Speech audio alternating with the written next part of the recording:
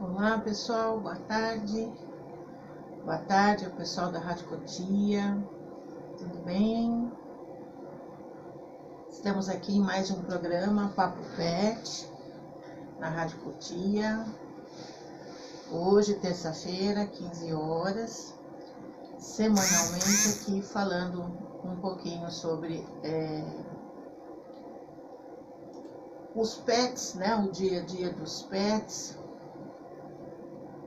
E um pouquinho sobre o cuidado com esses animais.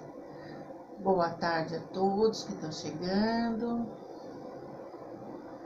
Boa tarde aí aos amantes de cães, gatos, animais. Boa tarde, Fernando. Tudo bem? Olá a todos. Para quem não me conhece, meu nome é Solange, sou veterinária e atuo na clínica de pequenos animais.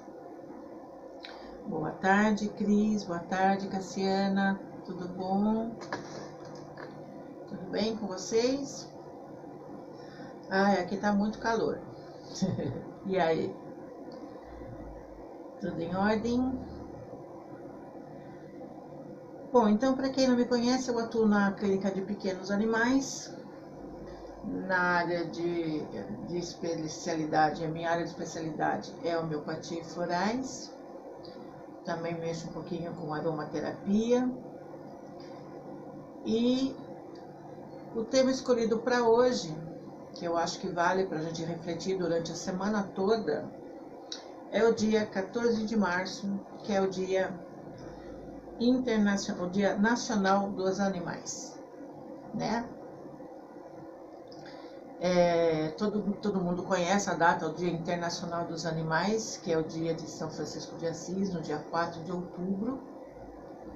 Mas aqui no Brasil nós temos a data de 14 de março como o Dia Nacional dos Animais. E alguém sabe me dizer por que dia 14 de março é o Dia Nacional dos Animais?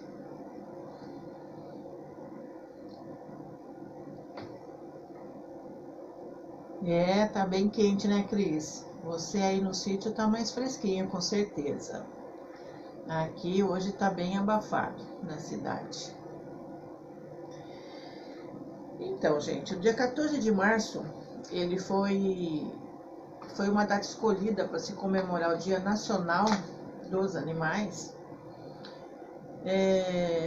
porque essa data foi estabelecida a partir da apresentação do Estatuto dos Animais no Congresso Nacional.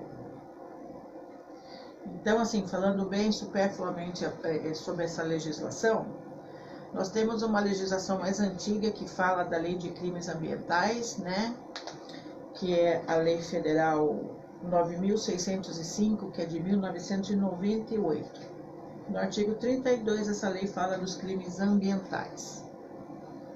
Mas nós tivemos, em 2015, apresentado o Estatuto dos Animais no Congresso, e a partir daí,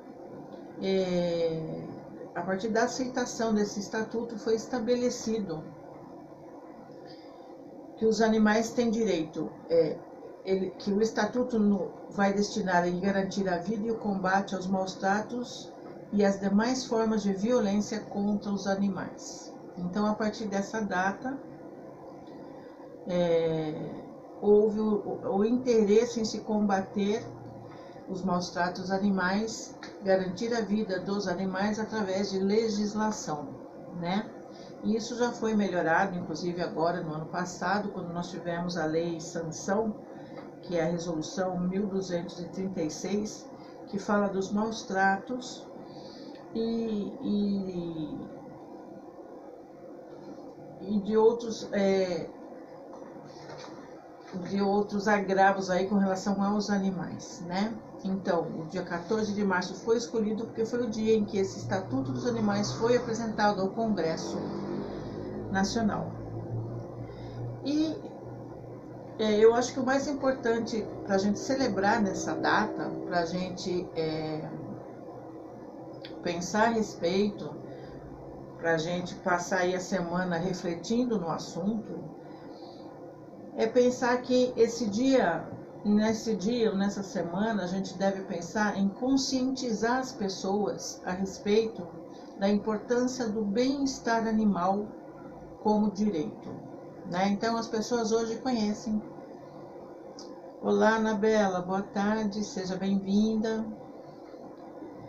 Hoje a gente sabe, as pessoas no geral sabem que os animais têm direitos adquiridos, são seres de direito, né? Hoje existe a lei dos maus tratos, a lei da questão ambiental, a leis de proteção animal, né? Em todos os sentidos. A gente tem, por exemplo, municípios hoje mais avançados que já tem a lei do cão comunitário, né? Então, a gente está avançando bastante nessa questão do direito animal, né? De colocar o animal como um ser de direito e de cobrar esse direito para os animais. Então,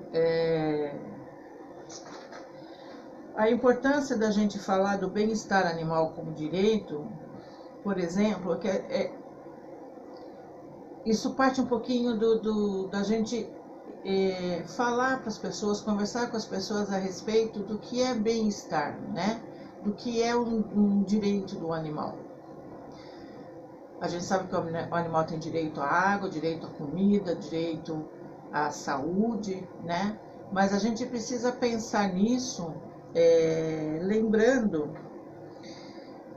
que o respeito dos animais começa sempre com o entendimento das necessidades fisiológicas e comportamentais de cada espécie animal, né? E quem conhece bem aí o reino animal sabe que as necessidades de uma espécie são diferentes de outras espécies. Cada uma tem as suas necessidades, sua alimentação própria, o seu bem-estar, e é disso que a gente vai falar hoje. Eu acho que a importância desse Dia Nacional dos Animais é a gente refletir a importância disso, né, do bem-estar animal. E o que é o bem-estar animal? O que vocês me diriam com relação ao bem-estar animal? O bem-estar animal visa a gente proporcionar ao animal as condições de vida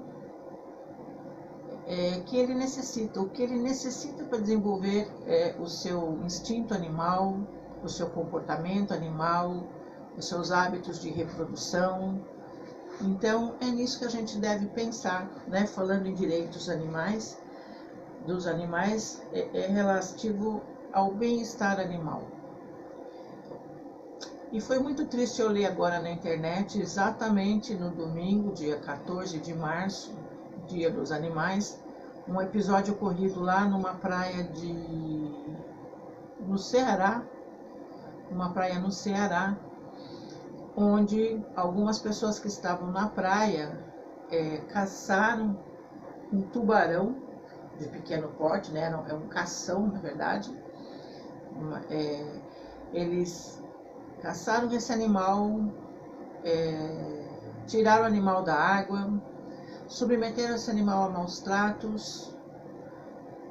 Alguém filmou ali a ação de uma pessoa na praia depois que tiraram o animal da água, já chutando esse animal, enfiando um pau na boca dele e depois arrastando esse animal com um jipe até a outra ponta da praia, onde esse animal foi descarnado, né? Porque depois eles se alimentaram da carne desse animal. E aí a gente incorre num crime ambiental, né? Esse caso está sendo investigado, está sendo acompanhado, as pessoas estão sendo identificadas e essas pessoas vão responder por crime ambiental. E por que vocês vão dizer, né? Se peixe, a gente come o peixe normalmente. Então, aí é que está a questão, né? Esse animal estava no habitat natural dele e ele foi tirado de lá dessa maneira agressiva, violenta, sofrendo maus tratos, arrastado por um veículo na praia. E a troco do que tudo isso, né? Quem quiser comprar peixe, deve comprar um peixe no posto de abastecimento, um animal que foi pescado regularmente, né?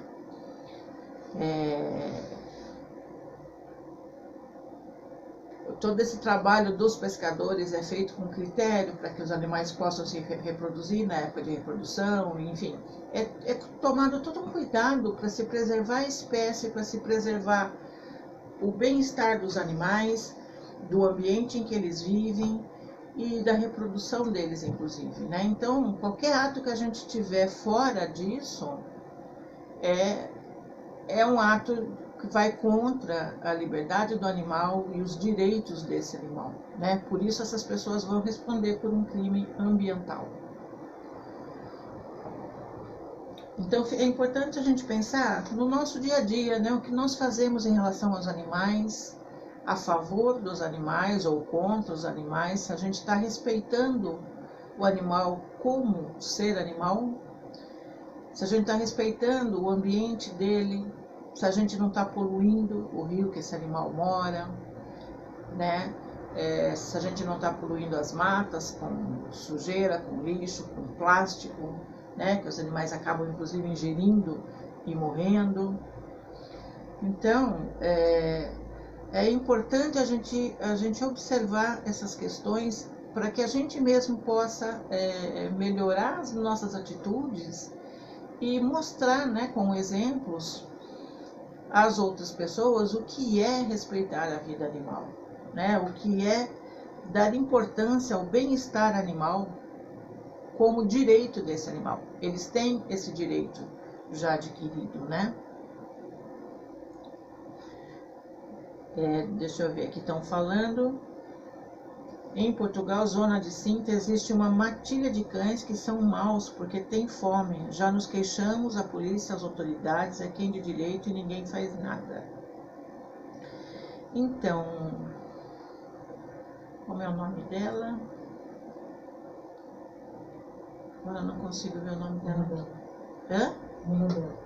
Anabela. Você está falando dessa matilha de cães, mas é exemplo desse tubarão que eu estava dizendo, que é, na verdade, um cação. E parece que naquela região de Fortaleza existe essa espécie e uma outra espécie animal. Eles, às vezes, têm algum problema de acidentes, de mordedura aí, ou de ataques com esses animais, mas porque os animais estão com fome, né? E aí, na verdade, existe um desequilíbrio na natureza. E esse desequilíbrio, eu te garanto que foi causado pelo homem, né? Não foi causado pelos animais. Então, no caso dessa matilha de cães, também deve acontecer o mesmo. São animais que estão com fome, que eles estão procurando alimento, né? Ou eles estão irritados, por isso agridem. Não sei exatamente o que acontece nessa região. Mas em Portugal, não sei como é, mas aqui, por exemplo, no Brasil, como nós temos esse Estatuto dos Animais, os animais são reconhecidamente seres protegidos pelo Estado, eles são tutelados pelo Estado. Esse tipo de queixa a gente pode fazer a qualquer órgão de competência aí. No caso, aqui no Brasil, a gente pode fazer uma denúncia à Delegacia do Meio Ambiente, ao IBAMA, à Polícia Florestal, ao Ministério Público, à Promotoria de Justiça do Meio Ambiente, ou até mesmo à Corregedoria da Polícia Civil. Então, eu aconselharia você que se informasse a respeito, se existe também essa legislação em Portugal, onde os animais são tutelados do Estado, e em quais órgãos competentes você poderia fazer essa denúncia. Começando pela região onde você mora. Por exemplo, aqui no Brasil, muitos municípios têm o departamento de zoonoses da própria prefeitura. Também é um órgão competente para resolver esse tipo de situação, né? Eles vão estudar, vão ver o que está acontecendo e como isso pode ser resolvido, tá? Então, No nosso caso aqui, sempre que a gente tiver casos de maus tratos, e maus tratos incluem também a não oferta de alimento, de água ou de condições do animal se desenvolver o seu comportamento natural, a gente deve denunciar, né? Porque nós somos as vozes, né, deles. E existe o caso também, por isso hoje em dia se fala tanto do enriquecimento ambiental. Acho que também vocês já chegaram a ouvir esse termo, né? O que seria o enriquecimento ambiental? Por exemplo, a gente ouviu falar muito disso com relação aos animais de zoológico. Os animais que hoje vivem em zoológico, que eles não têm mais condições de viver livres na natureza, eles devem ser mantidos ainda confinados, mas oferecendo a esse animal o máximo possível de condições para ele desenvolver o seu comportamento natural. Então, o enriquecimento ambiental visa fornecer um ambiente propício para cada espécie. Por exemplo, o urso tem que ter um ambiente ali de frio, de gelo, né? Do ambiente onde ele é originariamente criado. Condições do animal se distrair a cabeça, brincar, se entreter com alguma coisa. A gente sabe que as aves têm necessidades de debicar, então elas têm que ter galhos de árvore para debicar, limpar o bico, cortar o bico, enfim, se entreter de alguma maneira, né? São coisas que eles fazem na natureza. E isso é algo que a gente deve pensar em sempre estar propiciando para os nossos animais. Até para você que tem um gatinho, né? Às vezes você percebe que esse gatinho precisa de uma atividade, ele precisa gastar energia, ele precisa brincar, ele precisa se distrair com alguma coisa. Eles são curiosos, né? A gente precisa fornecer esses momentos para esses animais para que eles não desenvolvam patologias psicossomáticas, né? Então é importante a gente saber que oferecer o bem-estar animal implica da gente conhecer as necessidades fisiológicas e comportamentais de cada espécie, tá? Então você vai ver, por exemplo, quando você for adquirir um animal que não seja um cão ou gato, né, que são as espécies mais conhecidas como animais domésticos, a gente tem outros animais domésticos. Existe uma tabela do IBAMA, onde eles trazem as espécies de animais que são reconhecidamente domésticos pelo IBAMA e os animais silvestres. Os animais silvestres a gente já sabe que não é permitida a criação desses animais a nível doméstico, a não ser que eles sejam adquiridos de criadores legais, né? Então, por exemplo, quando você vai adquirir uma cobra, você não vai buscar uma cobra ali no meio do mato e ficar com ela em casa. Você deve adquirir uma cobra vinda de um criador devidamente registrado e você deve manter, deve sempre guardar, inclusive, a nota fiscal de compra desse animal para você se resguardar de qualquer problema. Então, verificando essa lista do IBAMA, por ali a gente já vê quais são os animais domésticos e quais não são domésticos, quais são os silvestres e que não devem ser mantidos no domicílio.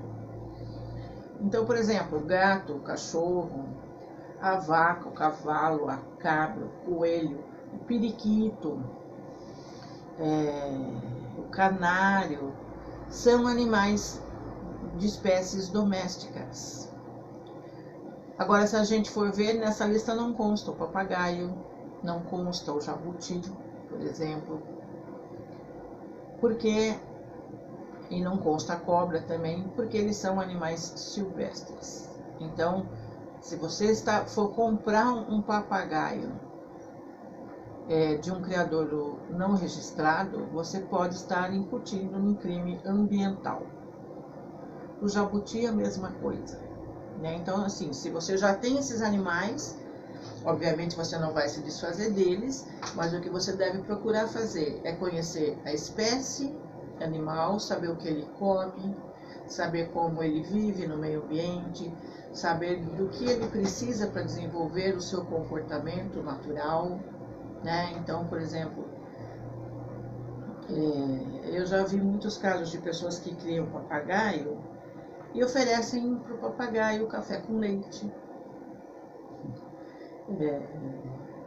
Ou alguns comem somente o girassol e uma ou outra fruta, né? Então a gente vê que aí a gente já acaba gerando um problema para o animal por uma deficiência nutricional. E o maior problema disso tudo é que depois na clínica veterinária existem também as dificuldades para se tratar esses animais, para as pessoas conseguirem medicar esses animais, né? Além do custo disso tudo. Então a gente deve sempre promover o melhor tratamento, ter uma orientação adequada para a gente não deixar esse animal adoecer ou manifestar problemas de formação por deficiência nutricional, né? Então, por exemplo, um papagaio na natureza, alguém já viu um papagaio na natureza tomando café com leite? Isso não existe, né? O papagaio não vai digerir esse leite. Isso pode causar diarreia para esse animal, isso vai causar outros problemas.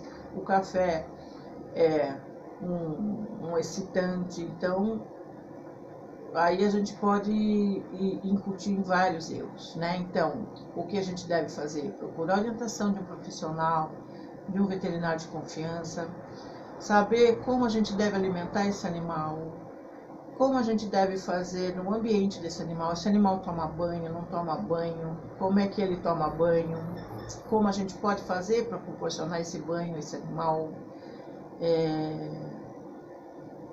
No caso dos jabutis também, já vi muito caso de jabuti morando em apartamento, né? O animal não consegue tomar sol. E a gente sabe que o jabuti é um animal de terra, né? Ele precisa desse contato com a terra, inclusive porque ele bota ovo na terra, ele enterra os seus ovos, né? Então, tudo isso faz parte desse respeito ao animal, ao comportamento desse animal, a fisiologia dele. E é disso que a gente trata nessa semana do dia 14 de março, né? A conscientização das pessoas com relação aos direitos dos animais. Então, o direito do animal é esse também. Boa tarde, Rosemary. Seja bem-vinda, tudo bem? Então, estamos aqui falando hoje sobre o dia 14 de março, o Dia Nacional dos Animais, onde a gente busca se conscientizar sobre a importância do bem-estar animal como direito do animal, né?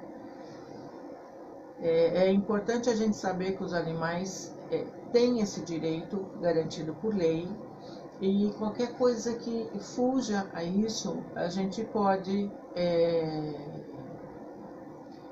antes de mais nada, a gente tem que tentar elucidar as pessoas, né? Explicar, fazer entender, dar o exemplo, né? Por exemplo, eu estava falando que hoje em dia a gente já tem uma legislação que já vem avançando um pouquinho com relação aos maus tratos. Tivemos o caso aí da lei sanção em outubro do ano passado, de 2019, né? 2020. 2019. Aliás, 2020, isso, já estou meio perdida. E onde hoje as pessoas já conseguem entender o que seriam maus tratos aos animais, né? Em muitos municípios, por exemplo, já existe legislação a respeito de não se manter o animal preso a uma corrente. Então, são legislações que partem do município até o estado, né? E acho que cabe a nós, né, as pessoas aí, amantes dos animais, as pessoas que respeitam os animais, cobrarem do município, o que já pode ser feito pelo próprio município. Então, se você tiver a oportunidade no seu município de cobrar essa legislação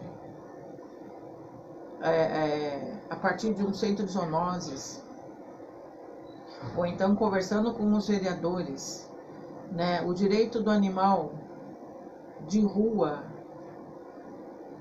poder ser tratado pelos moradores de rua, porque aqui no meu município, por exemplo, existe uma lei muito antiga que proíbe ou proibia a alimentação do cão de rua. E isso antigamente, com certeza, era feito pensando no caso da propagação da raiva, né? Que é uma preocupação muito grande com os animais errantes, né? Especialmente os cães errantes. Mas isso hoje já está controlado, hoje existe a vacinação pública obrigatória, que é anual,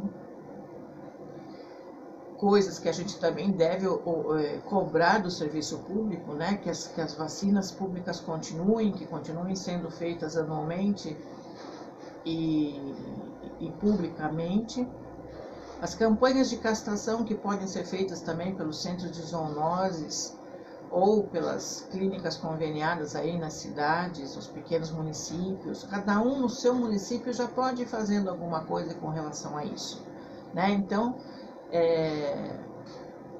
a lei do cão comunitário, que é uma coisa mais atual, é uma lei que deve ser instituída em cada município, para que as pessoas que tratam os cães de rua, por exemplo, tem um cachorrinho ali que 2, 3 vizinhos cuidam, mas ele mora na rua. Então esses vizinhos, eles podem entrar num acordo, uma pessoa ou 2 pessoas se responsabilizarem por aquele animal, cadastrarem esse animal na prefeitura, para que ele tenha direito à castração pública, à vacinação pública, até mesmo alguma eventual consulta pública. E aí muitas clínicas vão aderir também a esse projeto, né? Que esse animal tenha uma casinha ali, que ele seja cuidado, que alguém dê um banho, que outra pessoa forneça comida, forneça água, e ele continue morando na rua, desde que ele seja monitorado, né? Ele não é um cão abandonado, ele é um cão monitorado por pessoas daquela rua ou daquele bairro, que vão ter em contrapartida com o município os cuidados veterinários de vacinação, de castração com aquele animal. Ou até mesmo a identificação por microchip, né, nos municípios que já estejam fazendo isso. Então, tem que partir dos munícipes também a ideia já de cobrar do próprio município o direito que aqueles animais têm à saúde, à água, ao alimento e à liberdade. Então, se você gosta dessa causa animal, procure fazer da sua parte esse tipo de trabalho, ajudar uma ONG, né, que esteja precisando aí de um voluntário, ou até mesmo financeiramente, para quem não tiver tanto tempo. Procure conversar com um vereador aí que goste da causa animal, para que ele trabalhe nessa questão da legislação, para que isso possa ser cobrado depois da prefeitura do município, né? No caso de maus tratos, é imprescindível que se faça denúncia, porque só fazendo denúncia é que as medidas vão poder ser adotadas depois. Então, são coisas que a gente pode ir fazendo no nosso dia a dia, que vai acrescentando, né, a esse projeto dos cães de rua, dos cães comunitários, dos animais como um todo, inclusive dos animais silvestres. Eu coloquei inclusive aqui um hashtag para chamar a atenção também sobre essas placas que a gente vê, né, na área rural: não alimente os saguis, ou nas praças dos municípios, né, não alimente os pombos. Não é por maldade que essas coisas são colocadas assim, né? Isso tem um fundamento. No caso dos saguis, eu acompanho muito aqui no bairro que eu tenho chácara, a gente tem muito saguizinho ali, e as pessoas fazem questão de alimentar os animais. E isso pode acarretar problemas, né? A gente alimentando esses animais, a gente vai estar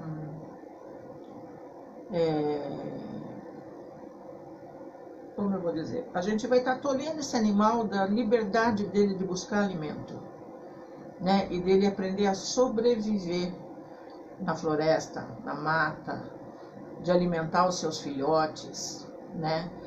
É mais importante, eu acho, do que a gente oferecer a bananinha lá para o sagui, é a gente manter o ambiente aonde ele vive, a área rural, livre de poluição, de lixo, de plástico, de latinhas, né? Esse tipo de coisa. Aí sim a gente vai estar mostrando respeito pelo animal. E tratando diretamente o animal, a gente pode estar transmitindo doenças a esse animal e vice-versa. Então, não é legal a gente estar alimentando os saguis. Não é à toa que se colocam esses avisos de não alimente saguis. Eles têm que sobreviver na natureza, eles têm que saber como fazer isso, como alimentar os seus filhotes e fora a questão da transmissão de doenças, né? Então, na minha chácara, por exemplo, eu tenho lá uma bananeira, mas eu deixo a bananeira lá. Essa banana é para os saguis, mas eu não vou lá descascar a bananinha para dar para o sagui, né? Isso é diferente. A questão dos pombos é a mesma coisa, existe toda uma problemática envolvida aí, e se a gente estiver ali alimentando os animais, estiver ceivando os animais, a gente pode estar causando aí uma série de transtornos também na área urbana, aí, na praça, onde esses animais estão. Então não é conveniente que a gente faça isso, por uma questão de respeito aos animais. Esse é mais um assunto que cria muita discussão, muita polêmica. Eu já vi veterinários falando, imagina se eu não vou dar bananinha para o sagui. Gente, não pode, não se deve. É aquela coisa, né? Melhor você dar a vara, é melhor você ensinar a pescar do que você dar o peixe, né? Isso é válido para qualquer tipo de animal. Então, vamos manter os ambientes propícios, os ambientes livres de poluição, tomar cuidado com o que a gente joga aí no esgoto, na água que vai para o rio. O simples fato da gente separar o lixo do lixo reciclável para o lixo comum, a gente já vai estar ajudando muito na questão da poluição ambiental. E a questão ambiental está diretamente relacionada ao bem-estar animal, principalmente dos animais silvestres, né? Eu tenho dados aqui Deixa eu ler os números aqui. Segundo os dados de 2014 do Instituto Chico Mendes, são mais de 1.000 espécies de animais em risco de extinção no Brasil. 1.000 espécies de animais. Sendo muitas das causas do desaparecimento de espécies o tráfico de animais, aí falando dos papagaios, dos jabutis, das cobras, né? São mais de 1.000 espécies de animais em risco de extinção no Brasil, sendo muitas das causas do desaparecimento de espécies o tráfico de animais, desmatamentos, queimadas, caça predatória e poluição. Afinal, tais fatores influenciam diretamente os animais e ou o habitat dos animais. Então, gente, é isso que a gente tem que cuidar, com o desmatamento, com as queimadas, com a caça predatória, a poluição, porque tudo isso vai indiretamente atuar sobre a vida dos animais silvestres, né? A gente evitar fomentar o tráfico de animais, isso eu acho que hoje, para mim, é quase que inconcebível saber que as pessoas vão ali na 25 de março, não sei aonde, que vão lá em São Paulo para comprar filhote de papagaio, filhote de jabuti, né? Correndo o risco depois de retornar para casa aí pela estrada, ser parado pela polícia rodoviária transportando um animal desses, e a pessoa pode ser atuada por crime ambiental, né? Esses animais não são animais domésticos não são passíveis de comércio livre, né? Somente criadores autorizados é que podem vender esse tipo de animal. Já o hamster, o coelho, pato, canário, outros passarinhos são animais domésticos. Não tem problema nenhum se as pessoas gostam de criar esses animais em casa, deles terem esses animais em casa, desde que saibam como cuidar, como alimentar esses animais, como é a vida deles na vida livre, em termos de meio ambiente. Um papagaio, por exemplo, precisa de espaço para poder exercer suas atividades aí, poder andar, poder bater asa, poder debicar, quebrar galho de árvore, enfim. O ideal é você ter um viveiro em casa para ter um papagaio e não uma gaiola, né? Então, eu acho que com tudo isso a gente pode pensar um pouquinho em como a gente pode melhorar a vida desses animais que já estão domiciliados, que já estão aos cuidados aí das pessoas e não podem voltar mais ao meio ambiente natural deles, né? E a gente fornecer o melhor possível em termos de alimentação, de cuidados, de manejo, enriquecimento ambiental para esses animais.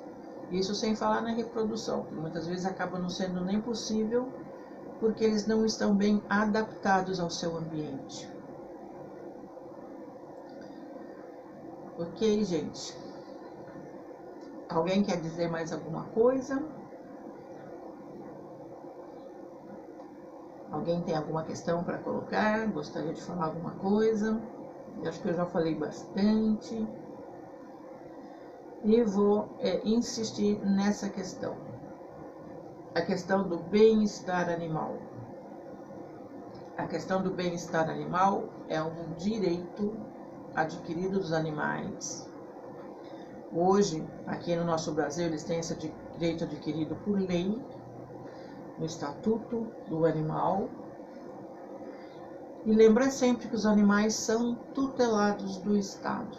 Então, qualquer coisa que diga respeito a um animal, a gente pode denunciar qualquer órgão competente, como eu já acabei de dizer, né? A uma delegacia de polícia, a um Ministério Público, ao Departamento de Justiça do Meio Ambiente, principalmente em caso de animais silvestres, né? A gente recorre ao Meio Ambiente, à Polícia Florestal, ao IBAMA, acho que eu falei todos, né? Delegacia de Meio Ambiente. Certo, gente? Então era essa a mensagem que eu queria deixar hoje, sobre a importância da gente pensar a respeito do direito dos animais e de como a gente mesmo em casa pode estar melhorando as condições dos nossos animais, dos animais do nosso bairro ali, que vivem no bairro, que vivem na nossa rua, como a gente pode, como cidadão, né,